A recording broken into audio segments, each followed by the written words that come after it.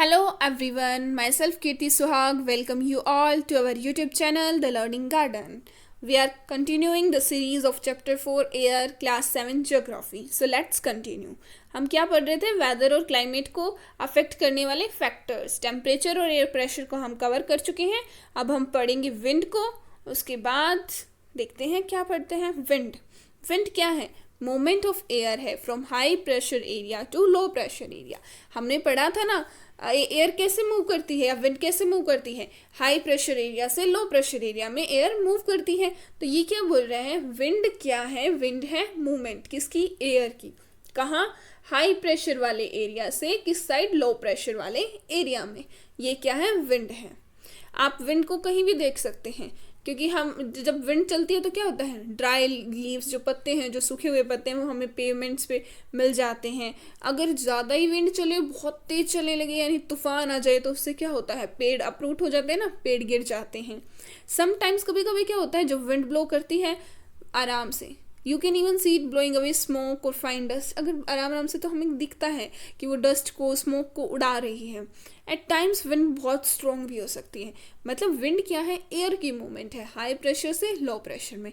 ये इतनी आराम से जेंटल भी हो सकती है और बहुत ज़्यादा स्ट्रॉन्ग भी हो सकती है. इतनी स्ट्रॉन्ग हो सकती है कि आपसे चला भी ना जाए.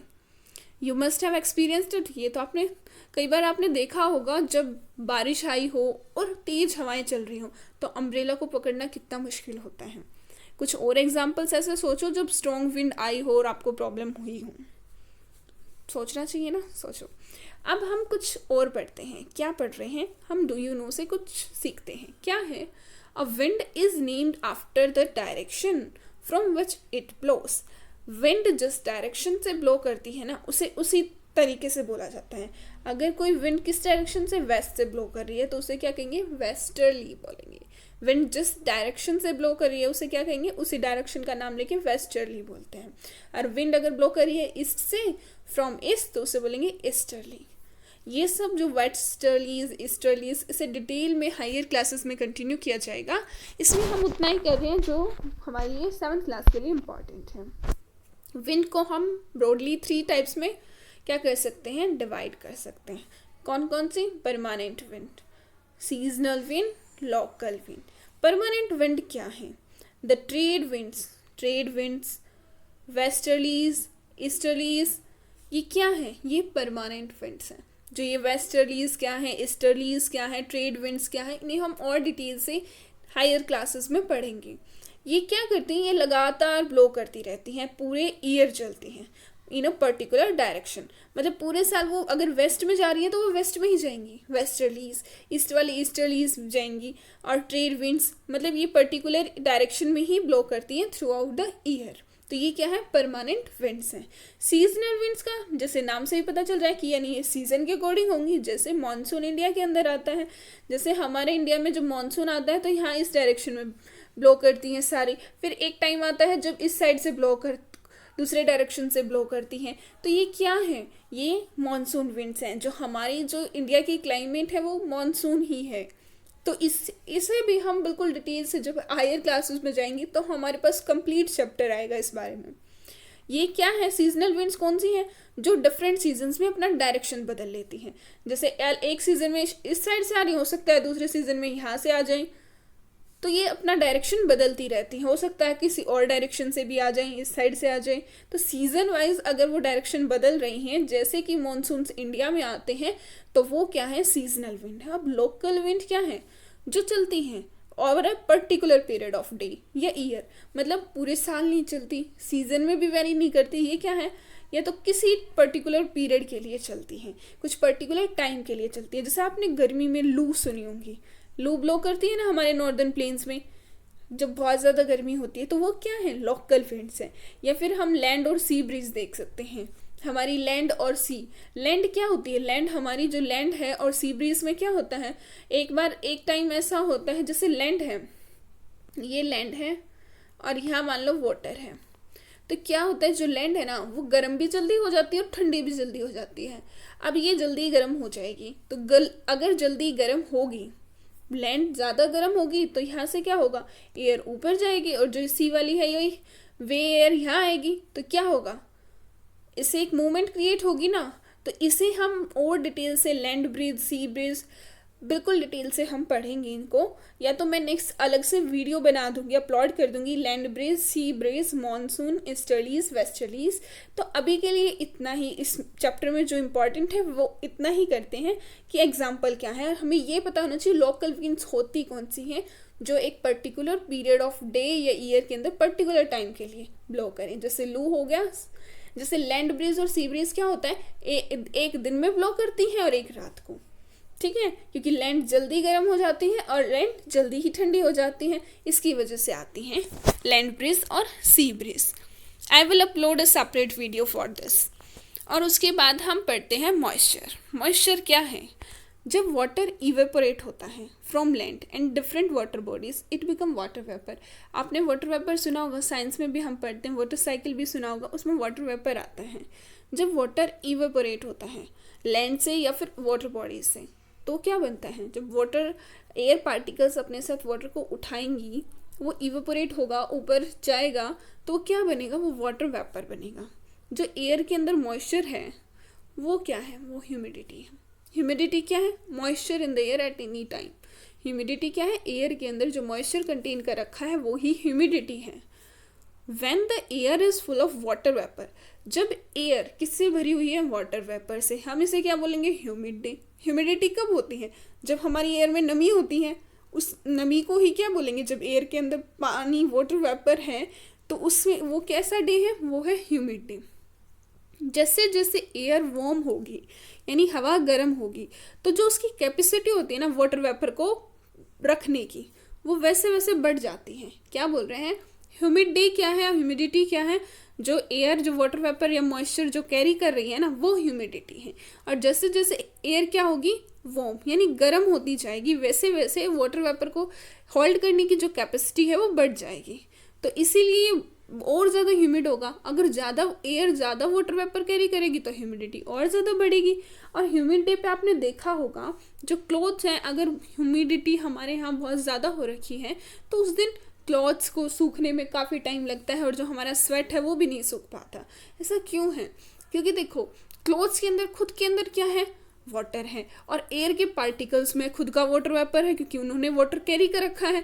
तो इसीलिए वो वहाँ से जो, इसीलिए टाइम लगता है, क्योंकि उनके पास ऑलरेडी वाटर है। और जिस दिन अगर सनी डे है, कोई और है, उसमें एयर के पास वाटर वेपर नहीं है उस टाइम इतना, तो वो आराम से उसको ले लेता है वहाँ से। I hope this you are getting it. Next, when the water vapour rises, जब वाटर वेपर, अब वाटर वेपर वार्म हुई तो उन्होंने वाटर वेपर तो ज़्यादा आ गए उसके पास, एयर के पास और ज़्यादा वाटर वेपर आ गए। लेकिन जब एयर क्या करेगी, वाटर वेपर ऊपर उठेंगे, राइज करेंगे, तो क्या होगा? धीरे धीरे ठंडे होंगे। अब हवा देखो, यहाँ नीचे गर्म होती है तो ऊपर जाती है, अब ऊपर जाएगी तो फिर क्या होगा? वो ठंडी भी होगी। तो वाटर वेपर क्या होंगे? कंडेंस होंगे, और उससे क्या होगा? अब वाटर वेपर पास पास आएंगे, वो मिलेंगे, मिलके क्या बनाएंगे? एक ड्रॉपलेट बनाएंगे। ड्रॉपलेट बनेगी, फिर क्लाउड्स और जस्ट क्लाउड क्या है? जो ये ड्रॉपलेट्स का जो मिल जाते हैं ना, बहुत सारे ड्रॉपलेट्स मिलके क्या बनाएंगे? क्लाउड बनाएंगे। तो क्या हुआ? पहले इवेपोरेट हुआ, फिर उन्होंने वाटर वेपर को कैरी किया काफ़ी ज़्यादा, फिर वो जब ऊपर गई तो वो कूल हुई तो वो कंडेंस हुई, कंडेंस हो गई, उसने क्या किया? वाटर ड्रॉपलेट बनाया। और फिर वाटर ड्रॉपलेट बनने के बाद क्या होगा? वाटर ड्रॉपलेट मिलके क्या बनाएंगे? क्लाउड्स बनाएंगे। और जब क्लाउड्स भी उसको वेट को कैरी नहीं कर पाएंगे तो क्या करेंगे? जब बहुत ज़्यादा हैवी हो जाएंगे, एयर में चलना इनके लिए बहुत मुश्किल हो जाएगा, तो ये क्या करेंगे? ये नीचे गिर जाएंगे। किसकी फॉर्म में? रेन की फॉर्म में, जिसे हम क्या बोलते हैं? प्रेसिपिटेशन। समझ आ रहा है? वाटर वेपर एयर ने कैरी किए, जैसे जैसे वार्म हुई वैसे वैसे क्या किया? और ज़्यादा वाटर वेपर कैरी किए। फिर क्या हुआ? वाटर वेपर ऊपर राइज हुए, फिर धीरे धीरे इन्होंने क्या किया? कूल करना स्टार्ट किया। फिर वाटर वेपर कंडेंस होंगे, वाटर ड्रॉपलेट बनाएंगे, और बहुत सारे वाटर ड्रॉपलेट मिलके क्लाउड बनाएंगे। और जब क्लाउड बहुत ज़्यादा हैवी हो जाएगा और ये एयर में फ्लोट नहीं कर पाएगा, तो ये प्रेसिपिटेशन की फॉर्म में, रेन की फॉर्म में नीचे आ जाएगा। जो जेट प्लेन्स होते हैं, जो स्काई में आपने देखा होगा कभी कभी, जो जेट प्लेन्स जो स्काई के अंदर होते हैं, वो क्या छोड़ते हैं? एक वाइट ट्रेल छोड़ते हैं पीछे। The moisture from their engine condenses, जो उनके जो मॉइस्चर है ना उनके इंजन्स में वो क्या होता है, कंडेंस होता है। आपने ट्रेल्स को देखा होगा, मॉइस्चर कभी कभी जब कोई एयर नहीं होती उनकी मूवमेंट को डिस्टर्ब करने के लिए, आपने कभी कभी इस टाइप से हम बोलते हैं कि गैस वगैरह अलग अलग नेम से जाना जाता है, वाइट कलर का स्काई के अंदर काफ़ी लंबे तक होता है, तो वो क्या है, जो वो जेट प्लेन्स की तरह ही होते हैं जो स्काई के अंदर एक वाइट कलर का ट्रेल पीछे छोड़ जाते हैं। तो वाइट कलर का वो चीज़ हमें दिखाई देती है। अगर एयर नहीं है तो उसकी मूवमेंट डिस्टर्ब नहीं होती, तब वो हमें दिखाई देती है। Precipitation that comes down to the earth in liquid form. अभी हमने पढ़ा प्रेसिपिटेशन कैसे होता है, जब क्लाउड एयर में फ्लोट नहीं कर पाता, इतना हैवी हो जाता है, तो क्या होता है, प्रेसिपिटेशन। प्रेसिपिटेशन अर्थ में किसकी फॉर्म में आता है, लिक्विड फॉर्म में आता है, उसे क्या बोलते हैं, रेन बोलते हैं। ज़्यादातर ground water comes from rain water. जो ग्राउंड के अंदर जो वाटर है वो तभी तो आता है जब ज़्यादातर रेन वाटर से आता है, फिर वो ग्राउंड जो सोयल है वो उसे एब्जॉर्ब कर लेती है। Plants help preserve water. Plants भी हेल्प करती हैं, जो प्लांट्स की रूट्स हैं वो भी उसे एब्जॉर्ब करती हैं। जब trees on hill side are cut, rain water float down the bare mountain and can cause flooding by low lying areas. अब देखिए, अगर मान लो ये दो माउंटेन्स हैं, एक पे तो प्लांट्स हैं और एक पे नहीं है, तो यहाँ डायरेक्ट वाटर आएगा और यहाँ एक में तो डायरेक्ट वाटर आएगा और दूसरे में क्या होगा, यहाँ प्लांट्स हैं वो कुछ ना कुछ उसे एब्जॉर्ब कर लेंगे। तो फ्लड के चांस ज़्यादा कहाँ हैं, जहाँ माउंटेन पे कोई भी वो नहीं है, कोई भी पौधा या कोई भी प्लांट नहीं है एब्जॉर्ब करने के लिए। तो बेयर माउंटेन्स में जो फ्लड है वो ज़्यादा होती हैं। ऑन द बेसिस ऑफ इस मैकेनिज्म पे हमने रेनफॉल को डिवाइड किया है कितने टाइप्स में, 3 टाइप्स में। कौन कौन सी, कन्वेंशनल रेनफॉल, ओरोग्राफिक रेनफॉल और convectional rainfall.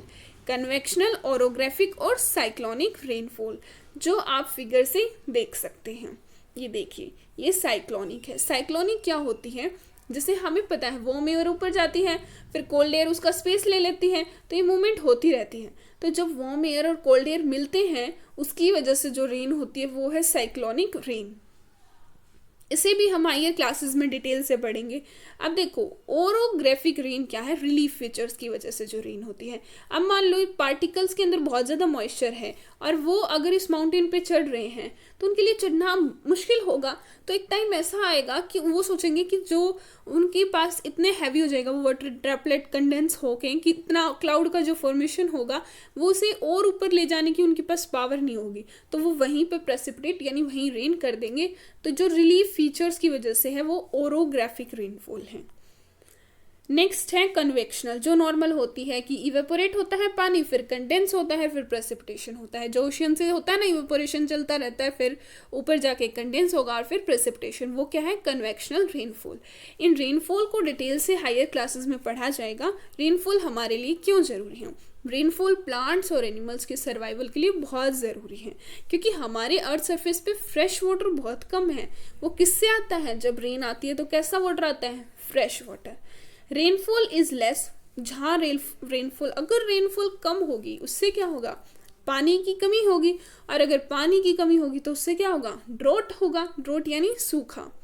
On the other hand it is, अगर ज़्यादा रेन होगी तो उससे क्या होगा, फ्लड होगा। लाइफ में हर चीज़ का बैलेंस बहुत ज़रूरी है। तो हमने ये भी देख लिया, जो प्रेसिपिटेशन है वो रेन की फॉर्म में और किसी फॉर्म में भी आ सकता है। कौन कौन से आपने सोचा कभी, हाँ देखा भी होगा, स्नो, स्लीट, हेल, कभी ओले आते हैं ना कभी कभी, तो क्या है, रेन प्रेसिपिटेशन और फॉर्म्स में भी हो सकता है। आई होप यहाँ तक आपको बिल्कुल क्लियर हो गया होगा चैप्टर। अब हमारे सिर्फ एक साइक्लोन की स्टोरी रहती है जो हमें डिस्कस करनी है, वो हम नेक्स्ट वीडियो में करेंगे। कोई भी डाउट हो कमेंट बॉक्स में कमेंट कीजिए। Thank you, keep learning, keep sharing. If you like the video, please subscribe the channel and hit the bell icon.